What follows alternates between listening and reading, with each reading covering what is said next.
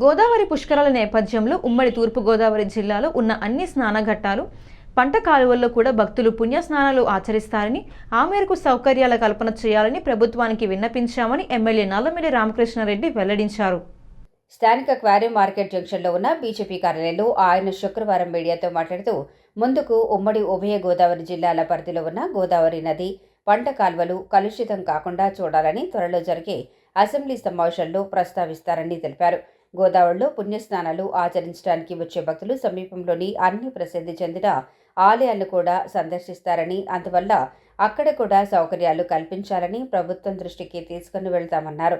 పంచరామాలతో పాటు అన్నవరం, అంతర్వేది, పిఠాపురం, వాడపల్లి వంటి దేవాలయాల్లో భక్తుల రద్దీకి తగిన విధంగా ఇప్పటి నుంచే చర్యలు చేపట్టాల్సి ఉందన్నారు.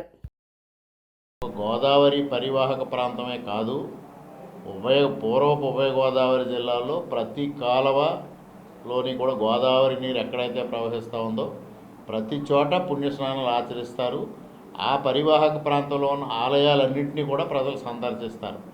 ముఖ్యంగా రాజమండ్రి పుష్కరాల కోసం వచ్చిన వాళ్ళు సామర్లకోట భీమేశ్వర ఆలయం కానీ, లేదా పంచారామాలు కానీ, ఉభయ గోదావరి జిల్లాలో ఉన్న అంతర్వేది ఆలయం కానీ, వాడపల్లి ఆలయం కానీ, అదేవిధంగా అన్నవరం కానీ, పిఠాపురం కానీ, ఇటువంటి అన్ని క్షేత్రాలు తిరుగుతూ ఉంటారు.